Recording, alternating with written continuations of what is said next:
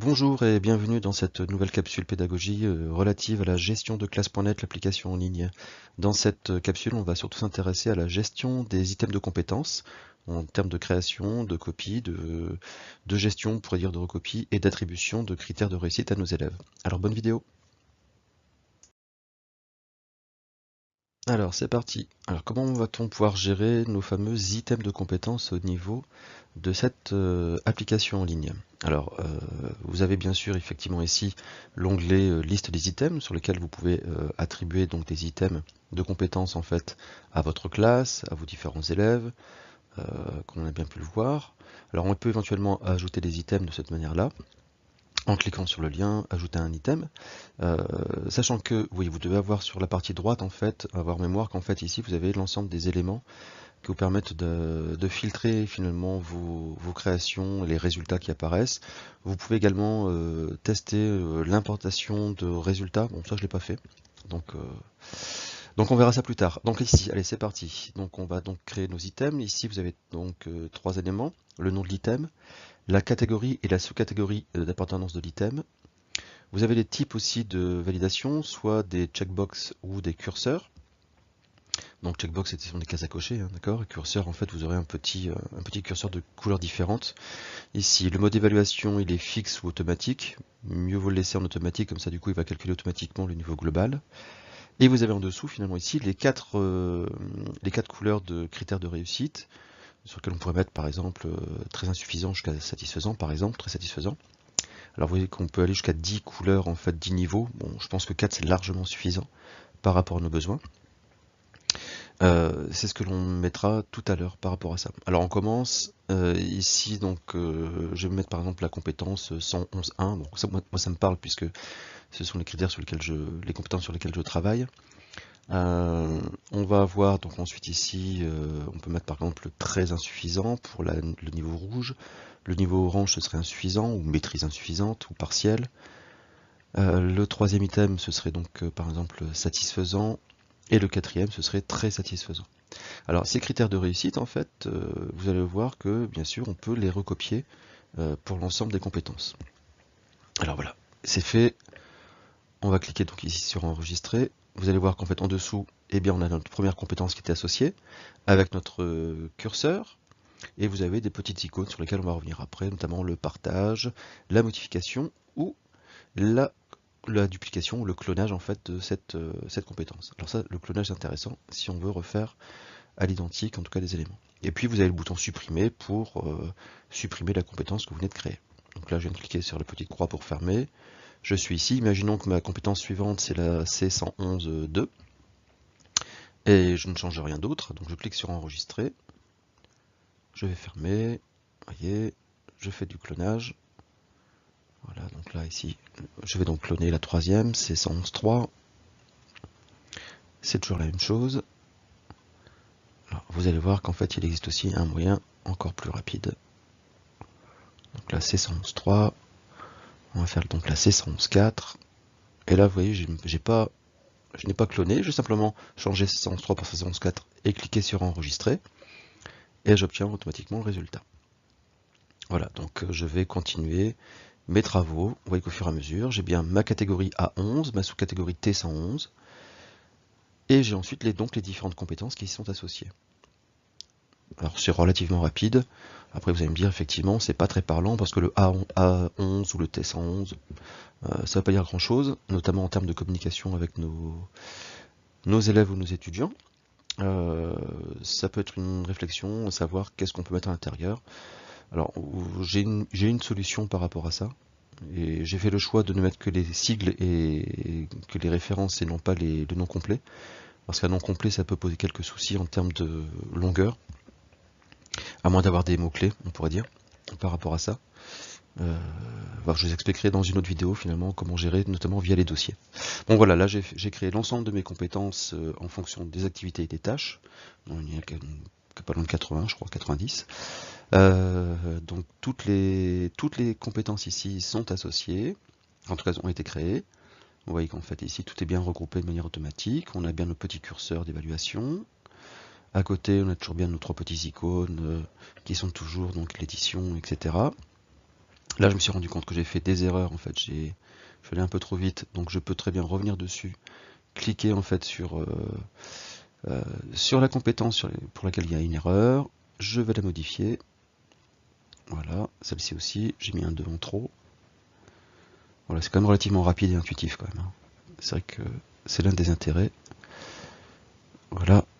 Et vous allez voir surtout que cet élément-là, moi personnellement, je vais m'en servir en termes, en tout cas, d'une manière de, enfin en tout cas des fins de communication avec mes élèves. Je vais les évaluer et ensuite je leur enverrai ça sur leur application personnelle. Bon, ici au niveau des filtres, moi personnellement, je ne sais pas si je vais vraiment l'utiliser. Peut-être par niveau d'acquisition, etc. Ça sera encore à tester, je l'ai pas encore vu.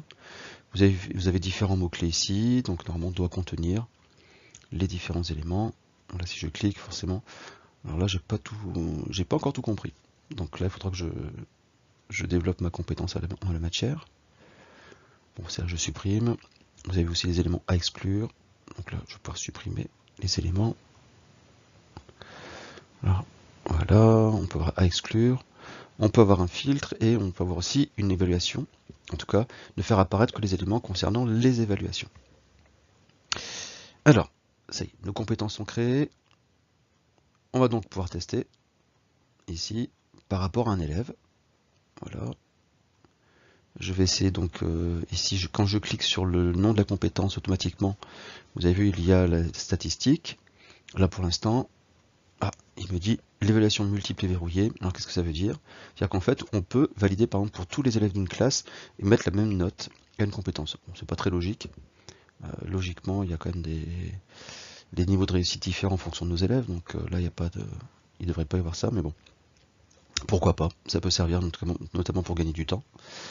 Alors si je clique ici, voilà, ça y est, vous voyez automatiquement, j'ai le niveau qui apparaît, et en plus vous l'avez le 33% en fait dans l'activité 11, à 11 par exemple. Et vous voyez ici, déjà, j'ai une première évaluation qui apparaît avec la date.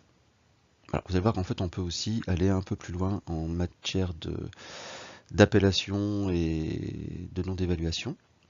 Vous voyez, j'en crée une deuxième, voilà. J'ai bien deux évaluations, là, pour l'instant c'est la date. On peut éventuellement supprimer l'évaluation qu'on vient de faire en cliquant sur la petite croix bleue. Voilà, donc là j'ai trois évaluations. D'accord, donc il est passé du rouge au vert, sachant qu'ici, voilà, je suis arrivé là, j'ai bien mes trois évaluations. Je peux permettre éventuellement l'auto-évaluation aussi à mes élèves, à savoir une fois que j'ai donné une évaluation, eh bien, proposer à mes élèves de s'auto-évaluer, et pour comparer finalement entre ce que eux pensent et ce que j'ai mis de mon côté. Et ensuite, bien sûr, on peut très bien proposer soit l'auto-évaluation, avec bien sûr la vision par les élèves, ou alors simplement proposer que la vision de l'évaluation que j'ai réalisée. Donc là, ça se voit après au niveau de la rubrique des élèves. Vous voyez ici, là j'avais validé pour un seul élève, là je peux valider pour l'ensemble de la classe en ayant coché tous les élèves. Parce que là c'était 1 sur 10, et maintenant c'est 10 sur 10. Alors est-ce qu'on va aller voir un petit peu ce qui se passe du côté des élèves? Donc on va prendre notre fameux étudiant ou élève de tout à l'heure. Alors c'était Alain Thorez. On reprend donc voilà, son code. On va donc se reconnecter donc sur le FCT, donc notre fameuse formation campus tertiaire. On colle le code pour tester. Voilà, connecter. Alors déjà là, effectivement, sur sa fiche, là, on voit apparaître les différents événements par rapport à cette personne. Alors ici, ses compétences, on ne voit rien. On va proposer de s'auto-évaluer, on ne voit aucun résultat. Alors pourquoi? Pourquoi est-ce qu'on ne voit pas? Ici, donc on va revenir côté gestion des éléments. Donc, dans notre classe, on a bien les différents items ici. Donc on a les 50, 89. Alors on va essayer de désactiver, réactiver. Bon, je teste un peu, hein, je bricole un petit peu par rapport à ça. Se reconnecter, les compétences n'apparaissent pas. J'ai dû oublier quelque chose dans mon coin. Donc côté sur l'interface gestion par l'enseignant. Alors on va les voir, on va se reconnecter côté enseignant.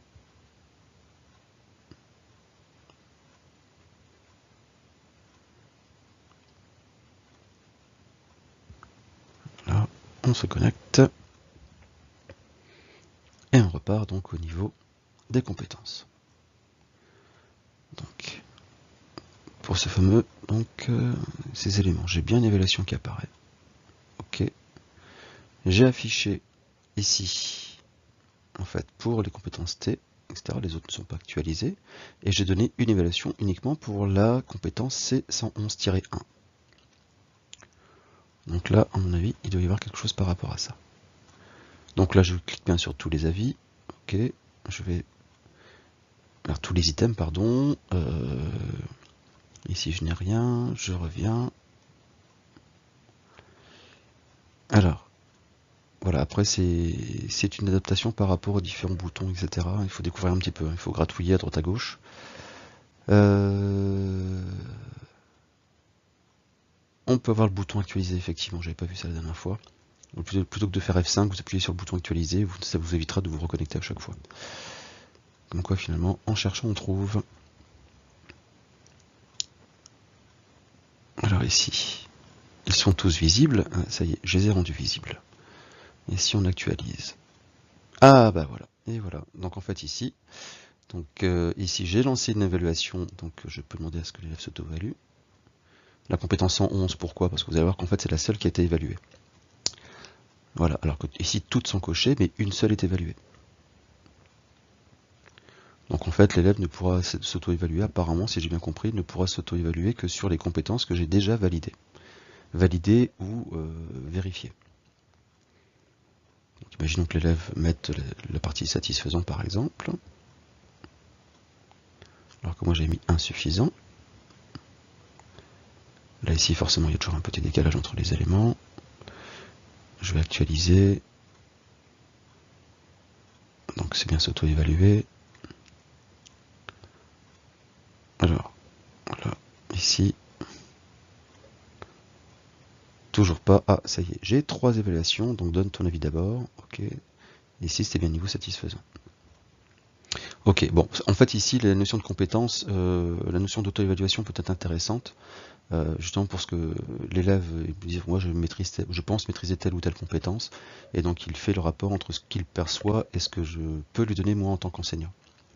Alors on peut éventuellement aussi imprimer, et par exemple ici les compétences cochées. Alors les impressions sont très souvent en format PDF, donc là ici, vous voyez là, bon, c'est simplement la liste des compétences qui sont associées. On peut vraiment jouer à droite à gauche, hein. Il y a vraiment pas mal de petites choses par rapport à ça. Et c'est vrai qu'au fur et à mesure de chercher, de gratter dans différents endroits, ben, finalement on finit par trouver. Il faut un temps d'adaptation, ça c'est clair. Mais une fois que vous avez bien compris le système, c'est vraiment très puissant. C'est vrai que à ce niveau-là, c'est vraiment bien fait. Alors toujours dans le cadre donc, de la gestion des items de compétences, ce que l'on peut voir aussi, bon, ce sont les différents petits boutons qui apparaissent en fait. Hein. L'avis des élèves, ça donne les avis d'auto-évaluation.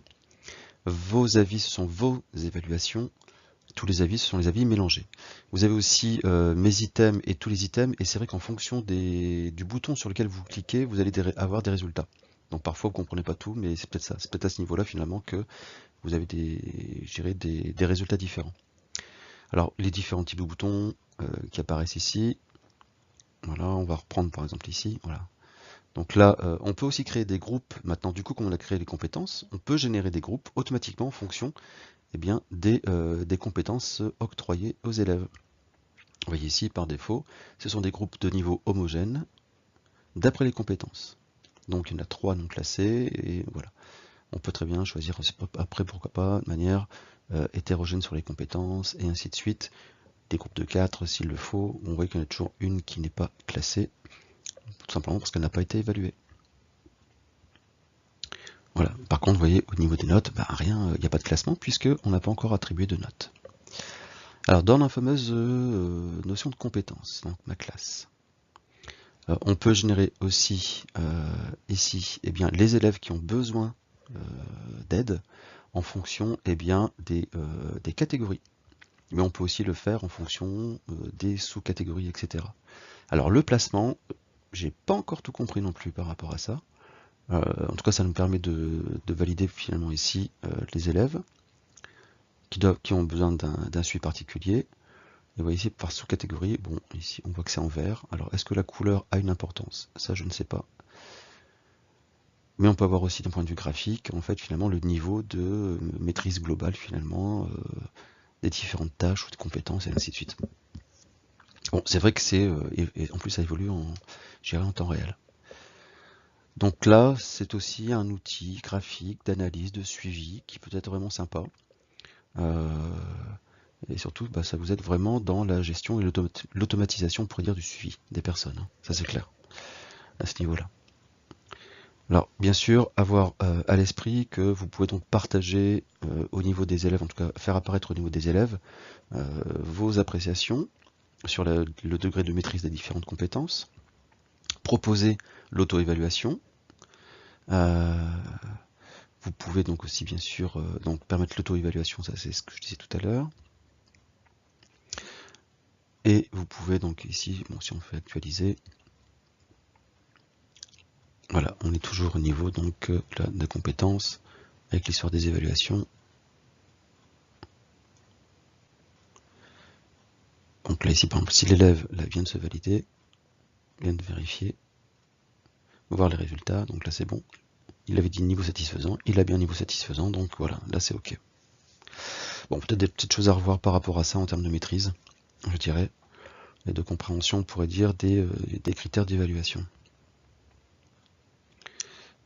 Mais c'est vrai que c'est vraiment très bien fait quand même, hein, par rapport à ça. On peut les sélectionner, bien sûr, on peut automatiquement les cacher. Vous voyez là ici, c'est fermé. Du coup, l'élève ne voit plus rien. Donc en fait, on peut vraiment montrer les différents éléments. Ce qui serait intéressant, ce serait de pouvoir les saisir après au fur et à mesure en fonction des évaluations. Mais il y a peut-être une solution par rapport à ça. Voilà. Donc là ici, on va faire apparaître et vous voyez qu'automatiquement, vous avez bien vos 3 évaluations. Alors 3 évaluations ici. Alors vous voyez, je suis toujours dans mes items. Donc en fait, tout n'apparaît pas. Voilà, ça y est, là c'est bon. Quand vous avez coché, en fait, non pas cocher un élève, mais simplement sélectionner cet élève, vous voyez qu'en fait, automatiquement, vous avez des éléments. Alors à chaque fois, les évaluations ici, pour l'instant, je n'ai pas fait le choix de les nommer. Donc en fait, c'est simplement la date qui apparaît. Donc là ici maintenant, comme j'ai lancé des évaluations, automatiquement, l'élève peut voir. Donc là aussi, ça lui donne aussi un degré de maîtrise par rapport à ça et un degré de suivi par rapport à ses compétences.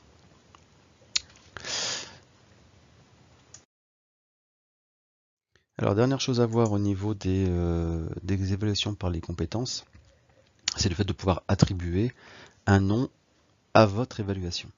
Donc en fait, sur une évaluation, il peut très bien avoir plusieurs compétences associées. Alors vous allez donc ici, par exemple, imaginons on va prendre le premier élève. Donc là ici pour l'instant, vous voyez, on a 3 évaluations qui ont été faites et seule la date diffère. Maintenant pour personnaliser, eh bien, vous pouvez saisir ici, donc dans évaluation, mettre le nom de votre évaluation et elle va valoir pour tous les éléments sur lesquels vous allez associer un critère de compétence. Voilà. Ici, l'évaluation a été faite, donc telle date par telle personne. Et on peut faire la même chose pour les autres, tant que l'évaluation est saisie, ça reste comme ça.